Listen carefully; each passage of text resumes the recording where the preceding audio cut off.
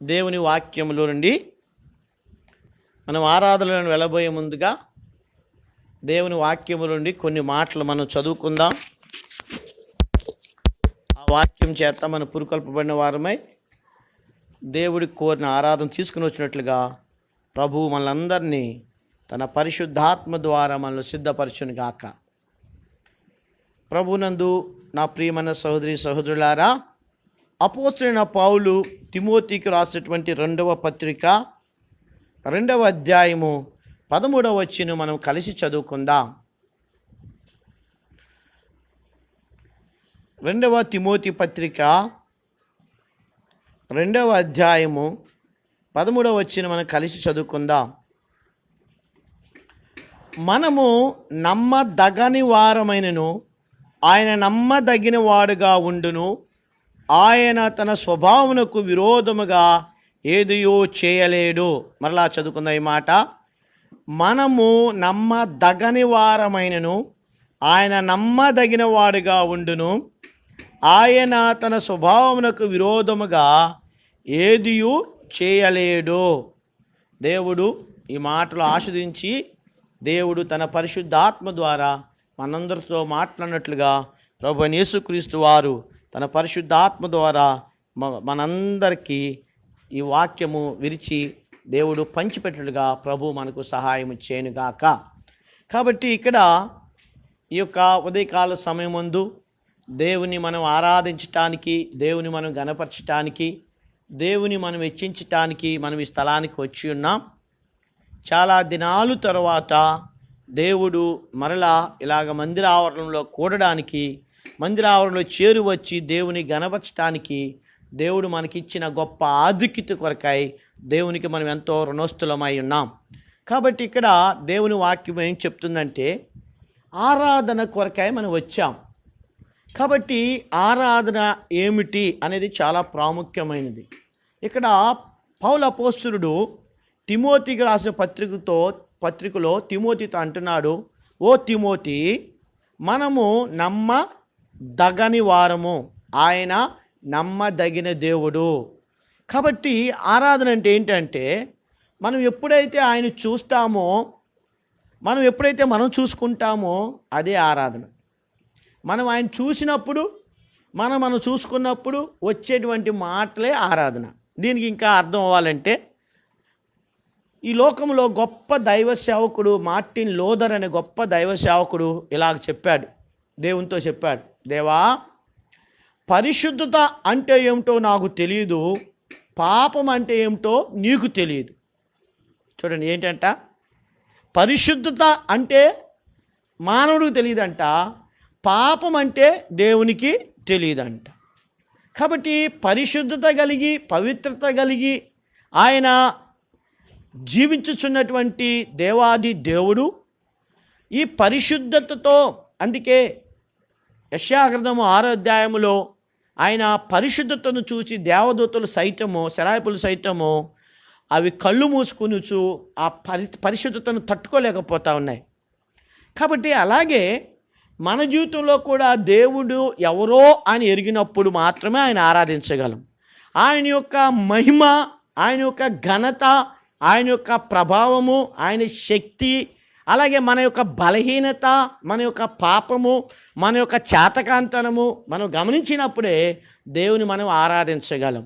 అందుకే Martin Luther గారు ఏం చెప్పాడంటే, అయ్యా, పాపమేంటో నీకు తెలియదు, పరిశుద్ధత ఏంటో నాకు తెలియదు.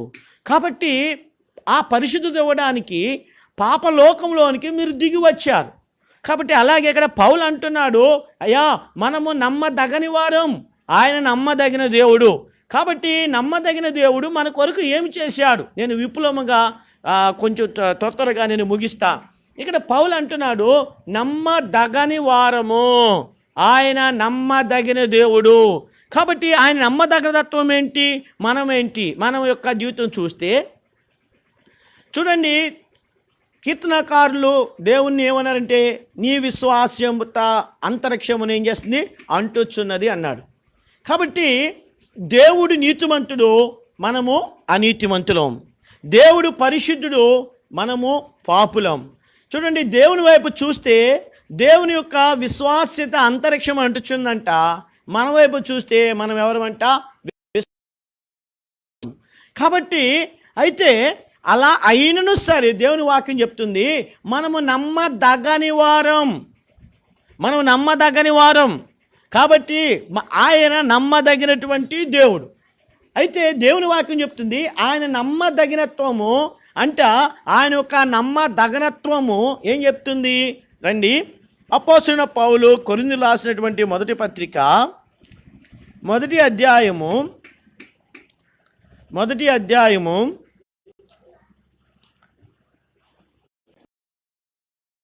9వ వచనం చూడండి.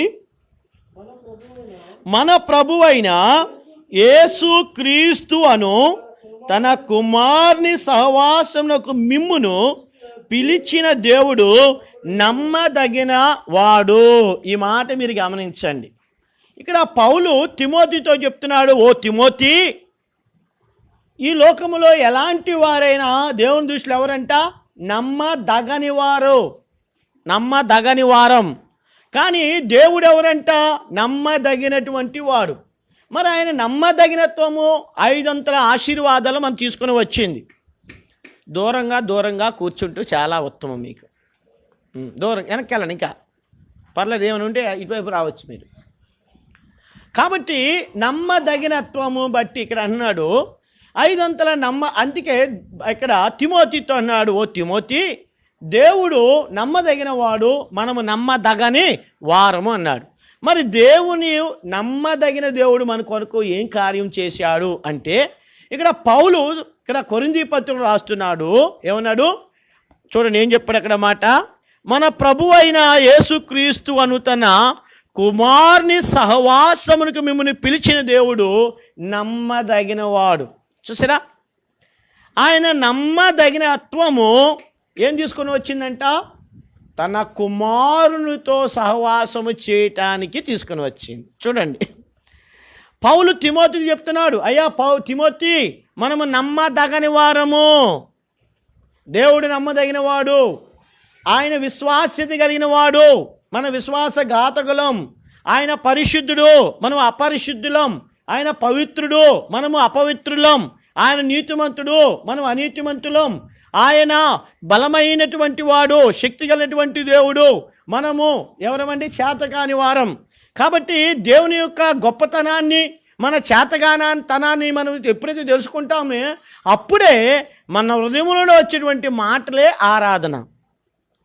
అందుకనే ఇక్కడ పౌలు కొరింథీ పత్రిక రాస్తూ అంటున్నాడు, మన ప్రభు అయిన యేసుక్రీస్తు ద్వారా తండ్రిని దేవుడు తన కుమారునితో సహవాసము చేయటానికి మిమ్మల్ని పిలిచాడు.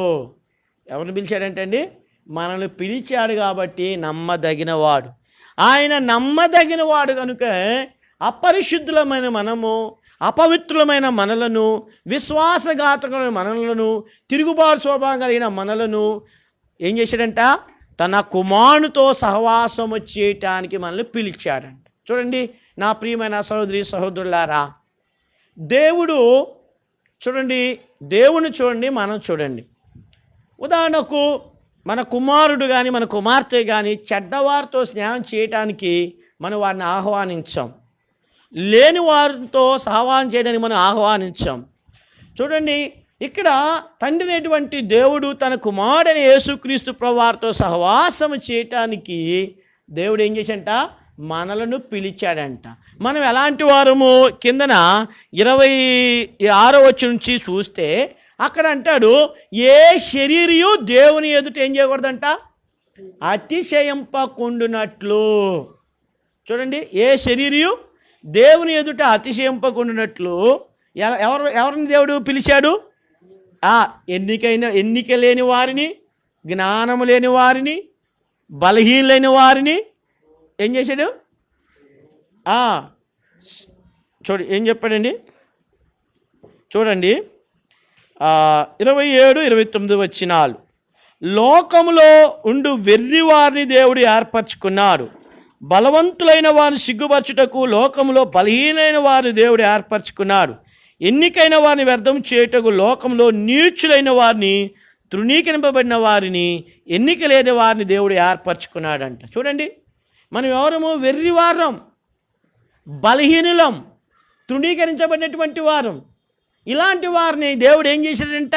బలమైనటువంటి యేసుక్రీస్తు ప్రభువారితో సహవాసం చేయడానికి, పరిశుద్ధత పవిత్రత కలిగి, అందుకే హెబ్రీ పత్రికలో పౌలు అపోస్తలుడు రాస్తూ వచ్చాడు, ఆయన పవిత్రుడు, నిర్దోషియు, కల్మషం లేనివాడు, పాపుల్లో చేరక ప్రత్యేకంగా ఉన్నటువంటి దేవుడు అంట. ఆకాశ మండలము కంటే హెచ్చైనటువంటి దేవుడు ఆయన. అలాంటి ఆయనతో దేనికి పిలిచాడు? సహవాసము చేయటానికి పిలిచాడు. అందుకే ఆయన నమ్మదగిన దేవుడు కనుక బలహీనులైన మనలను, ఎన్నిక లేని మనలను, వెర్రివారైన మనలను యేసుక్రీస్తు ప్రభువారిని అనంత జ్ఞానయగు దేవునితో దేనికి పిలిచాడు? సహవాసము చేయటానికి పిలిచాడు. అందుకే పౌలు తిమోతి అంటాడు, ఓ తిమోతి, మనము నమ్మదగని వారమయ్యా, ఆయన నమ్మదగిన దేవుడు. ఆయన నమ్మదగిన దేవుడు కనుక బలహీనులైన మనలను యేసుక్రీస్తు ప్రభువారితో సహవాసం చేయటానికి మనల్ని పిలిచినాడు. అది మొదటిది. రెండవ ఆశీర్వాదంలోనికి చూద్దాం రండి. మొదటి యోహాను పత్రిక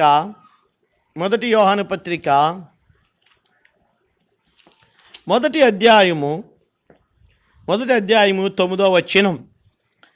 మన పాపములను మనం ఒప్పుకొని ఎడల ఆయన నమ్మదగిన వాడును నీతిమంతుడు గనుక ఆయన మన పాపములు క్షమించి సమస్త దుర్నీతి నుండి మనల్ని పవిత్రులుగా చేయను. ఈ మాట గమనించండి. నమ్మకత్వములో రెండవ ఆశీర్వాదం. నమ్మకత్వములో మొదటి ఆశీర్వాదం ఏంటి? దేవుని కుమారునితో సహవాసం చేయటానికి దేవుడు మనం పిలిచాడు. రెండవ నమ్మదగినటువంటి ఆశీర్వాదం ఏంటి అంట? పౌలు ఇక్కడ యోహాను భక్తుడు అంటాడు, మన పాపములను మనము ఒప్పుకొని ఎడల ఆయన ఎవరంట? నమ్మదగిన దేవుడు కనుక మన పాపములు క్షమించి సమస్త దుర్నీతి నుండి మనల్ని ఏం చేస్తాడంట? పవిత్రులుగా చేయను. కాబట్టి పాపమును పరిహారము చేయట్లో, పాపములు క్షమించట్లో ఆయన ఎవరంట? నమ్మదగిన దేవుడు అంట. పాపాలు క్షమించట్లో ఎవరైతే ఆయన యొద్దకు వస్తారో, అందుకని యేసుక్రీస్తు ప్రభువారు చెప్పారు, నా యొద్దకు వచ్చి వారిని ఏమాత్రము నేను త్రోసివేయను అన్నారు. కాబట్టి యేసుక్రీస్తు ప్రభువారి ద్వారా ఆశీర్వాదం ఏంటంటే, మొదటిదిగా ఆయనతో సహవాసం చేయడానికి మొదటి ఆశీర్వాదము. రెండవ ఆశీర్వాదం ఏంటంటే ఇక్కడ ఆయన పాపాలు క్షమించుటలో కూడా ఎవరంటండి? నమ్మదగినటువంటి దేవుడు. మూడవదిగా చూద్దాం రండి, హెబ్రీ పత్రికలోనికి రండి. 10వ అధ్యాయము 23వ వచనం చూడండి. వాగ్దానము చేసిన వాడు నమ్మదగిన వాడు గనుక మన నిరీక్షణ విషయమై మనం ఒప్పుకొనున్నది నిశ్చలముగా పట్టుకొందము. చూసారా? వాగ్దానము చేసిన వాడు ఎవరంట? నమ్మదగిన వాడు గనుక ఏ విషయమంట? నిరీక్షణ విషయమై. అందుకే పౌలు అంటాడు, ఈ నిరీక్షణ మళ్ళీ ఏం చేయదంట? సిగ్గుపరచదు. దీనికి ఉదాహరణకు అబ్రహాము, ఇస్సాకు, యాకోబుల జీవితం అని చూస్తే హెబ్రీ పత్రిక 11వ అధ్యాయంలో మనం చూస్తే ఈ అబ్రహాము, ఇస్సాకు, యాకోబుల గురించి అంట, వారు దేవుడు అనిపించుకోవడానికి దేవుడు ఏం చేయడంట? సిగ్గుపడడు. ఏం పడడు? వారు దేవుడు అనిపించుకోవడానికి సిగ్గుపడ్డు. ఇప్పుడు ఉదాహరణకు అబ్రహాం గారు వెళ్ళి, ఇస్సాకు వెళ్ళి, యాకోబు వెళ్ళి, అయ్యా వెళ్ళి ఈయన మా దేవుడు అని పరిచయం చేశాడనుకో, అప్పుడు దేవుడు ఏమంటాడు? అవును, వీళ్ళకి నేను దేవుడును అంటాడు. ఇప్పుడు మళ్ళాంటి వాళ్ళు వెళ్ళి, అయ్యా ఈయన మా దేవుడు అయ్యా అని పరిచయం చేశారనుకోండి, అప్పుడు బైబిల్ ఏం చెప్పింది? కొంత మత్తయి సువార్త 7వ అధ్యాయంలో ఏం చెప్పింది? తెలియదు అన్నాడు. చూసారా? కాబట్టి అయితే ఇక్కడ అంటున్నాడు, వారి దేవుడు అనిపించుకోవడానికి సిగ్గుపడని దేవుడు, మనము కూడా యేసుక్రీస్తు ప్రభువారి సహవాసానికి వచ్చిన మనలను, రెండవదిగా యేసుక్రీస్తు ప్రభు రక్తంతో కడగబడిన మనలను, ఇప్పుడు నిరీక్షణలో కూడా దేవుడు ఎవరంట? నమ్మదగిన దేవుడు. జాగ్రత్త, ఈ మాట గమనించండి. ఏ దేవుడంట? నమ్మదగినటువంటి దేవుడు. కాబట్టి మూడవదిగా మొదటిదిగా ఆయన సహవాసాన్ని పిలిచిన దేవుడు నమ్మదగిన వాడు. రెండవదిగా మన పాపాలు క్షమించుట్లో నమ్మదగిన వాడు. మూడవదిగా నిరీక్షణలో కూడా ఏంటంట, ఈ నిరీక్షణ మనల్ని ఏం చేయదు, సిగ్గుపరచదు. కాబట్టి విశ్వసించువాడు కలవరపడడు అంటాడు. ఆయన విశ్వాసముంచువాడెవడో చూడండి, యేసు ప్రభువు చెప్పాడు యోహాను సువార్త 5:24 అంటాడు, నా మాట విని నన్ను పంపిన వాడిని విశ్వాసముంచువాడు నిత్య జీవము గలవాడు, వాడు తీర్పులోనికి రాక మరణములో నుండి ఎక్కడికి దాటంట, జీవములోనికి దాటి ఉన్నాడు. యేసుక్రీస్తు ప్రభువు దగ్గరికి ఒకసారి శిష్యులు వచ్చి, యేసయ్యా మేము గొప్ప కార్యాలు చేశాము, మాకు దయ్యాలకు లోబడుచున్నావే అని చెప్పారు. అప్పుడు యేసు ప్రభువు అన్నాడు, అయ్యా దయ్యాలు లోబడుచున్నావని మీరు సంతోషించొద్దు, కానీ మీ పేర్లు పరలోకమందు రాయబడి ఉన్నావని సంతోషించండి అన్నాడు. ఇప్పుడు యేసు ప్రభువు జీవగ్రంథాన్ని చూపించాడా వారికి? ఇప్పుడు మనకు చూపించాడా? ఏం చేశాడు? నమ్మాం. నమ్మకములో ఏముంది? విశ్వాసం ఉంది. విశ్వాసంలో నిరీక్షణ ఉంది. ఈ నిరీక్షణ ఏం చేయదంటే మనను సిగ్గుపరచదు. నేను ఒక మాట నేను చెప్తాను చూడండి. సైన్స్కును విశ్వాసానికి వ్యత్యాసం. అంటే బైబిల్ ఏం చెప్తుందంటే, విశ్వాసము అనగా చూసి నమ్మిన వారి కంటే చూడక నమ్మిన వారు ధన్యులు అంటుంది. ఇప్పుడు సైన్స్ ఏం చెప్తుంది?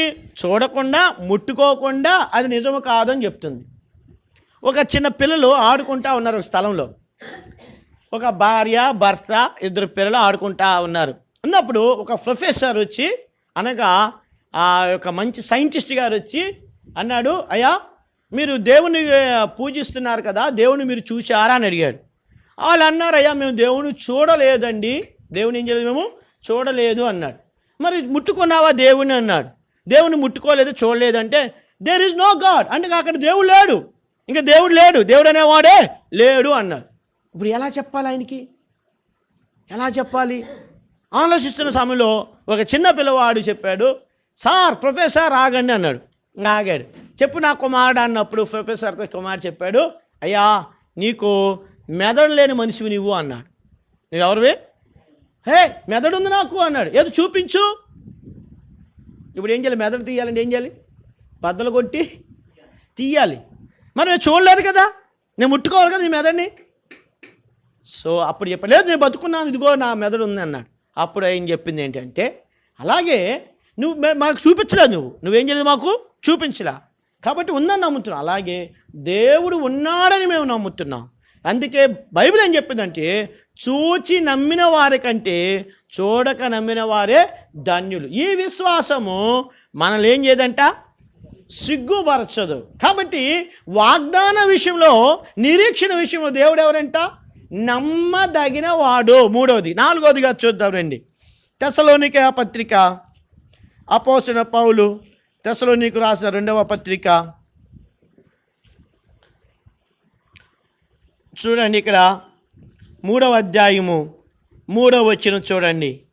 అయితే ప్రభువు నమ్మదగిన వాడు, ఆయన మిమ్మల్ని స్థిరపరిచి దుష్టత్వము నుండి కాపాడును. దేనిలో నమ్మదగిన వాడు అంటే ఆయన దుష్టత్వం నుంచి కాపాడడంలో నమ్మదగిన వాడు, దుష్టు నుంచి కాపాడడంలో నమ్మదగిన వాడు. ఎప్పుడు ప్రార్థన చేశాడు యేసయ్య? యోహాను సువార్త 17వ అధ్యాయంలో ప్రార్థన చేశాడు, అయ్యా ఈ దుష్టు నుంచి ఈ ప్రజలను ఏం చేయమన్నాడు? కాపాడమన్నాడు. భూమి మీద ఉన్నప్పుడే ప్రార్థన చేశాడు. ఆయన చేసిన ప్రార్థనే ఏంటంట? మనల్ని కాపాడుతూ వచ్చింది. మన వ్యక్తిగత జీవితంలో కావచ్చు, కుటుంబ జీవితంలో కావచ్చు, సంఘ జీవితంలో కావచ్చు. ఈ విధంగా మనం ఇక్కడ కూడుకొని ఉన్నాం. దాదాపుగా 3 నెలల తర్వాత కూడుకొని ఉన్నాం. యేసుక్రీస్తు ప్రభువారు చెప్పారు, అయ్యా నాకు అప్పగించిన దానిని ఎవరు నేను పోగొట్టుకోలేదు అన్నారు. కాబట్టి యేసయ్య మనల్ని అందరిని ఏం చేశాడు? కాపాడి ఇక్కడికి తీసుకుని వచ్చాడు. దుష్టు నుంచి ఏం చేశాడంటే మనల్ని కాపాడాడు. కాబట్టి మొదటిదిగా ఆయన నమ్మదగిన వాడుగా ఉండడానికి కారణం ఏంటి? మొదటిది ఏంటి? ఆయన కుమారునితో సహవాసానికి దేవుడు మనల్ని పిలిచాడు. రెండవది ఏంటి? పాపాలు క్షమించుట్లో దేవుడు నమ్మదగిన వాడు. మూడవది ఏంటి? నిరీక్షణ విషయంలో నమ్మదగిన వాడు. నాలుగోది ఏంటి? దుష్టు నుంచి కాపాడడంలో కూడా నమ్మదగినవాడు. అందుకే అన్నాడు, ఇశ్రాయేలును కాపాడువాడు కునుకడు నిద్రపోడు. చూసిరా? కాబట్టి నా ప్రియమైన సహోదరి సహోదరులారా, ఈ లోకంలో చూస్తే గొప్ప ధనవంతులైన వారు తన యాత్ర ముగించుకొని వెళ్ళిపోయారు. ఈ 3 నెలల్లో చూస్తే అమెరికాలో కావచ్చు, బ్రెజిల్లో, ఫ్రాన్సు, ఇంకా అనేక మంది దేశాలు, మన భారతదేశంలో కూడా అనేక మంది గొప్ప డబ్బున్నవారు కూడా ఏమీ చేతులు ఎత్తేసారు. కానీ ఏది లేని మనలను యేసు ప్రభువారు మనల్ని ఏం చేశాడు? కాపాడాడు. అందుకొరకే మనం ఏం కలిగి ఉండాలి? కృతజ్ఞత కలిగి ఉండాలి. కాబట్టి అందుకే ఇక్కడ పౌలు తెస్సలోనిక పత్రిక రాస్తున్నాడు, ఓ తెస్సలోనికలోని సంగమా, దేవుడు నమ్మదగినవాడు. ఎందుకు నమ్మదగినవాడంట? దుష్టత్వము నుంచి ముందేం చేస్తాడు? మిమ్మును స్థిరపరిచి దుష్టత్వం నుంచి మిమ్మల్ని ఏం చేస్తాడంట? కాపాడేశాడు అన్నాడా? కాపాడుతాడు. ఎప్పుడు? మన యాత్ర ముగించేంత వరకు కూడా. ఇది కంటిన్యూషన్గా వెళ్ళే ప్రాసెస్. ఇది ఒకసారి ఆగిపోయేది కాదు. కాబట్టి ఇశ్రాయేలును కాపాడువాడు కునుకడు నిద్రపోడు. ఇప్పుడు ఉదాహరణకు ఒక పక్షి ఉందనుకుందాం, లేదా ఒక కోడి తన పిల్లలను చూస్తే, ఇప్పుడు కోడి ఒకవేళ పిల్లల్ని ఎక్కడో పెట్టి నిద్రపోయిందనుకో, పిల్లలు బతుకుతాయా? బ్రతకవు. కోడి తన పిల్లలను కాపాడుకోవడానికి భయంకరమైనటువంటి సర్పాలతో కూడా యుద్ధం చేస్తుంది. భయంకరమైనటువంటి ఒకసారి నేను చూసా, ఆకాశం నుంచి గ్రద్ద కోడి పిల్ల ఎత్తుకెళ్ళిపోతూ ఉంటే ఈ కోడి దాంతో సరి సమానంగా ఎగిరేసింది, చాలా హైట్ ఎగిరేసేసింది. అప్పుడు ఆ కోడి పిల్ల కింద పడిపోతే అప్పుడు పోయింది. చూసారా? నేను వంకవారుగుడిలో ఉన్నప్పుడు నేను చూసా, ఎక్కడో చెలకల్లో అంత కనీసము 50 అడుగుల పైన ఉంటుంది, అక్కడ నుంచి ఎగురొచ్చి మా ఇంటి దగ్గర వాలింది కోడి. చూసారా? కాబట్టి తన పిల్లలను కాపాడుకోవడానికి ఎంతగైనా చేస్తా. అలాగే దేవుడు కూడా దుష్టు నుంచి మనల్ని కాపాడడానికి ఏం చేస్తాడంట? ఎంతవరకైనా. అందుకే సిలువలో ప్రాణం పెట్టే వరకు కూడా ఆయన వెనుకాళ్ళ, తన ప్రాణాన్ని రక్తాన్ని ధారపోయడానికి కూడా ఏం చేయలేదంట? వెనుకాళ్ళ. కాబట్టి ఆదికాండం 22వ అధ్యాయంలో నాకు మాట అంత సంతోషం తీసుకొని వచ్చింది. దేవుడు చెప్పాడు అబ్రహాంతో, నీకు ఒక్కడైన నీ కుమారుని వెనుతీయలేదు అన్నాడు. కానీ దేవుడు దాన్ని అంగీకరించలా, ఇచ్చేసాడు. కానీ తన కుమారుని యేసుక్రీస్తు ప్రభువారిని వెనకదీయడానికి దేవునికి ఏం లేదంట? ఇష్టంలా. అక్కడ ఇస్సాకు చచ్చిపోవడానికి ఇష్టపడలేదు, కానీ ఇక్కడ యేసు ప్రభువారు చనిపోవడానికి ఏం చేశాడు? దేవుడు ఇష్టపడ్డాడు. అందుకనే ఇస్సాకును విడిపించడానికి ఇష్టపడ్డ దేవుడు యేసు ప్రభువుని శిలువ మీద ఉంచి దింపడానికి ఇష్టపడలా. కానీ ఇస్సాకు చనిపోవడం ద్వారా ఎవరికి ఆశీర్వాదం కాదు. ఇస్సాకు చనిపోయినంత మాత్రాన అబ్రాహాముకే ఆశీర్వాదం కాదు, కానీ తన ఏకైక కుమారుడైన యేసుక్రీస్తు ప్రభువారు చనిపోవడం ద్వారా, శిలువ మీద మరణం పొందడం ద్వారా సమస్త మానవాళ్ళందరికీ కూడా ఆశీర్వాదాలు దేవుడు అనుగ్రహించాడు. అందుకే మొదటిదిగా దేవుడు నమ్మదగిన వాడు. దానికి కారణం ఏంటంటే, ఆయన నమ్మదగిన వాడి కారణం ఏంటంటే తన కుమారుని సహవాసానికి దేవుడు పిలిచాడు. రెండవదిగా మన పాపాలు క్షమించడానికి ఆయన నమ్మదగినటువంటి వాడు. మూడవదిగా నిరీక్షణలో ఆయన నమ్మదగినటువంటి వాడు. నాలుగవదిగా దుష్టత్వం నుంచి కాపాడడానికి ఆయన నమ్మదగిన వాడు. ఐదవదిగా చివరిదిగా చూడండి, హెబ్రీ పత్రిక 10వ అధ్యాయము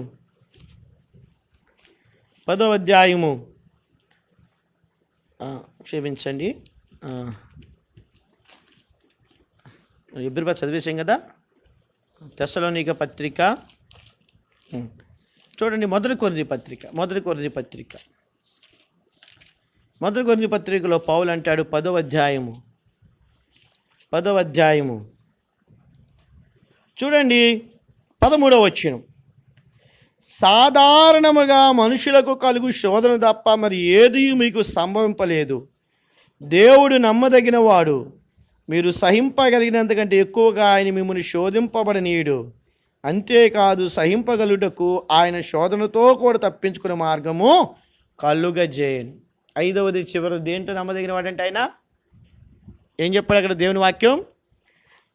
దేవుడు నమ్మదగిన వాడు, మీరు సహింపగలిగినంతకంటే ఎక్కువగా ఆయన మిమ్మను శోధింపనీయడు. శోధనలో కూడా దేవుడు ఎవరంట?